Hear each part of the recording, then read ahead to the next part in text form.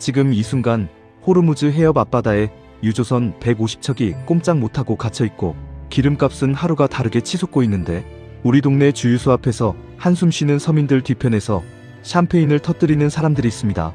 미국과 이스라엘이 이란을 폭격하고 중동 전역이 불바다로 변하는 이 지옥 같은 상황에서 대한민국 방산업체들의 주가는 연일 상한가를 찍으며 임원들은 역대급 보너스 잔치를 벌이고 있거든요. 누군가의 머리 위에 폭탄이 떨어질 때마다 누군가의 통장 잔고가 불어나는 이 잔혹한 방정식 속에서 진짜 무서운 건 그 돈이 어디서 나오고 그 청구서가 결국 누구에게 날아오는지를 아무도 말해주지 않는다는 겁니다.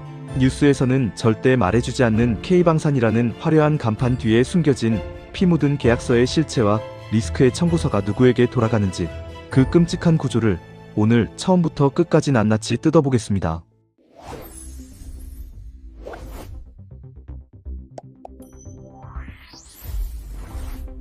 수출이라고 하면 보통 반도체나 자동차를 외국에 팔고 그 대가로 달러를 받아오는 깔끔한 거래를 떠올리시겠지만 수십조 원이 넘어가는 무기 수출은 그 구조가 완전히 다른 기괴한 자본의 논리로 돌아가고 있습니다.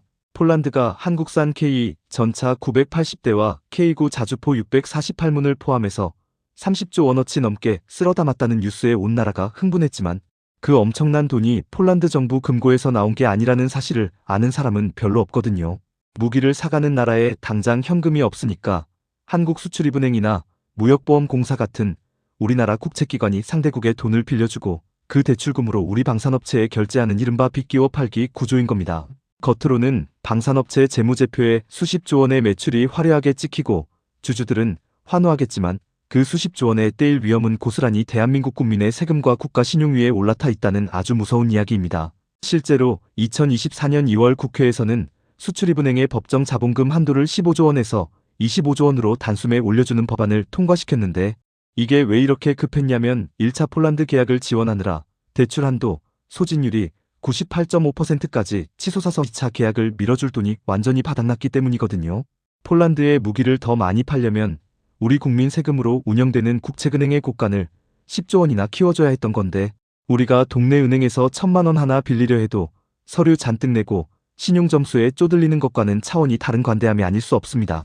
만약 무기를 잔뜩 사간 나라가 전쟁의 여파로 경제가 무너지거나 정권이 바뀌면서 빚을 갚지 못하겠다고 배째라고 디폴트를 선언해버리면 방산업체가 이미 챙긴 수십조 원의 이익을 토해내는 게 아니라 보증을 섰던 국민 세금으로 그 구멍을 메워야 하는 구조인 겁니다.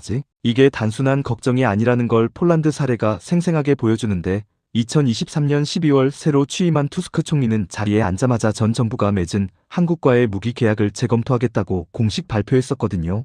다행히 계약 자체는 유지됐지만 투스크 총리가 한국이 약속한 대출이 존재하지 않는다고 공개적으로 발언하면서 금융지원 조건을 두고 살벌한 줄다리기가 벌어졌고 결국 K 전차 2차 이행 계약이 2025년 7월에서야 겨우 성사되면서 수년이나 지연되는 산통을 겪어야 했습니다.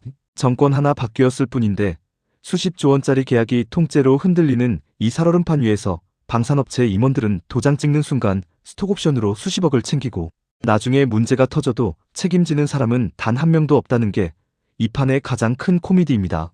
이익은 철저하게 기업과 자본가가 독식하고 손실이 발생하면 국가와 국민에게 고스란히 떠넘기는 자본주의의 가장 뻔뻔한 꼼수가 수출, 효자라는 거룩한 애국의 포장지 속에 아주 교묘하게 숨어서 우리의 눈을 가리고 있는 거죠. 그런데 이 무기 장사가 만들어내는 진짜 무서운 나비 효과는 단순한 돈 문제에서 끝나는 게 아니라 외교와 안보 그리고 국가의 생존이 걸린 훨씬 더 거대하고 되돌릴 수 없는 판으로 번져나가고 있습니다. 지금 대한민국은 폴란드와 루마니아를 잇는 나토 동부전선을 한국산 무기로 무장시키면서 사실상 미국과 나토의 편에 확실하게 서서 러시아와 중국의 심장에 칼을 겨누는 노골적인 군사외교적 선전포고를 해버린 셈이거든요. 바로 지난주 2월 28일 미국과 이스라엘이 이란을 합동공습하면서 중동 전체가 전면전으로 치닫고 있는데 UAE의 천군 교육을 위해 파견됐던 한국 방산업체 직원들이 군사작전에 동원됐다는 의혹까지 터져나오면서 우리가 전쟁의 수렁에 얼마나 깊숙이 발을 담그고 있는지가 적나라하게 드러나고 있습니다.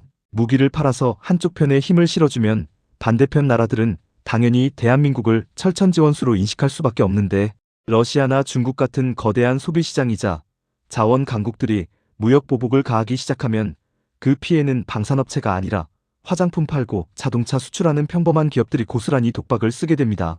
방산업체 오너와 임원들은 역대 최고의 성과급을 받으며 강남의 고급 아파트를 사들이고 있지만 수출길이 막혀버린 중소기업 사장님들과 거기서 일하던 노동자들은 하루아침에 길거리에 나앉아야 하는 기막힌 불공평이 벌어지는 거죠. 이것은 마치 동네에서 제일 힘센 깡패 형님을 믿고 옆 동네 불량배들에게 돌을 던지며 푼돈을 챙기는 철없는 짓과 같은데, 만약 그 형님이 자기 이익을 챙기고 갑자기 우리를 버린다면 뒷감당은 오로지 돌을 던졌던 우리가 맨몸으로 감당해야 하는 끔찍한 구조입니다. 우리는 당장 방산업체가 벌어들이는 달콤한 몇십조 원에 눈이 멀어서 나중에 반도체와 배터리와 자동차, 그리고 엔터테인먼트 산업이 러시아와 중국이라는 거대한 대륙 시장에서 당해야 할 수백조 원짜리 무역 보복과 잠재적 손실을 선불로 끌어다 쓰고 있는 겁니다. 여기서 한 가지 더 짚고 넘어가야 할 불편한 진실이 있는데, 한국 무기가 지금 전 세계에서 불티나게 팔리는 진짜 이유가 순전히 우리의 압도적인 기술력 때문만은 아니라는 씁쓸한 현실입니다. 미국의 군수 공장들이 우크라이나와 이스라엘에 당장 쓸 무기를 대느라 생산 라인이 꽉 차버려서 다른 나라 주문을 소화할 여력이 전혀 없으니까 배송도 빠르고 가성비도 나쁘지 않은 한국산 무기가 일종의 스페어 타이어처럼 틈새 시장을 비집고 들어가서 잭팟을 터뜨린 것이거든요. 이 말은 곧 미국이 벌이고 있는 전쟁들이 정리되고 군수 공장의 생산 라인이 다시 정상화되는 순간 로키드 마틴이나 보잉 같은 거대 방산 카르텔이 본격적으로 영업을 재개하면 한국 방산이 누리던 반짝 특수는 거품처럼 한순간에 사라질 수 있다는 뼈아픈 진실을 담고 있습니다. 세계 무기 시장은 철저하게 정치와 외교의 힘으로 굴러가는 패권 싸움터라서 미국의 거대 방산 카르텔이 복귀하면 아무리 가성비가 좋아도 콧대 높은 서방 국가들이 계속 한국 무기를 사줄 가능성은 크지 않습니다. 그때가 되면 해외 수주에 실패한 방산업체들은 유지보수 명목으로 이미 팔아놓은 무기에서 쥐어짜듯 수익을 내려하거나 결국 내수시장, 즉 대한민국 국방부에 비싼 값으로 무기를 떠넘기며 세금을 축내는 과거의 적자 구조로 회귀할 위험이 큽니다. 더 기가 막힌 건 무기를 개발하는 데 들어가는 천문학적인 연구비와 시험 비용은 국방과학연구소 같은 국가기관에서 세금으로 전부 대주면서 기술이 완성돼서 해외에 팔려나갈 때 생기는 막대한 판매 수익은 민간 방산 기업이 통째로 가져가는 구조라는 겁니다. 우리가 낸 세금으로 만든 훌륭한 레시피를 민간 식당에 공짜로 넘겨주고 그 식당이 돈방석에 앉는 꼴인데, 이들은 수출 실적을 내세워 국가 경제에 기여한다는 명분을 앞세우지만 실상은 연구개발의 리스크는 국가가 다 떠안고 달콤한 열매만 기업이 독차지하는 전형적인 이익의 사유화입니다. 무기 수출 계약서에 적혀있는 유지보수와 부품 공급이라는 항목을 자세히 뜯어보면 더 기가 막힌데, 한번 무기를 팔고 끝나는 게 아니라 향후 수십 년 동안 부품을 독점으로 공급하면서 마치 구독 경제처럼 끝없이 피를 빨아먹는 구조로 설계되어 있거든요. 이건 프린터 기기를 헐값에 팔아넘긴 다음 비싼 잉크 카트리지로 평생 돈을 뜯어내는 전략과 완벽하게 똑같은데, 사람의 목숨이 오가는 전쟁터에서 그 부품이 없으면 수십억짜리 전차가 고철 덩어리가 돼버리니까 상대국은 부르는 게 값진 부품을 울며 겨자먹기로 살 수밖에 없습니다.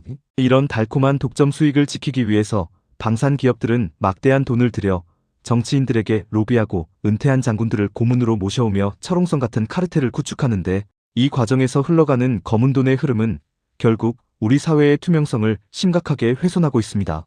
또한 전쟁 특수로 방산업체들이 떼돈을 벌게 되면 수많은 우수한 엔지니어와 청년 인재들이 높은 연봉에 이끌려 그쪽으로 빨려 들어갈 수밖에 없는데, 국가의 미래를 책임질 두뇌들이 인공지능이나 기후변화 해결 같은 미래 산업 대신에 사람을 더 효율적으로 죽이는 기계를 만드는데 투입되는 국가적 손실은 돈으로 환산조차 할 수 없습니다.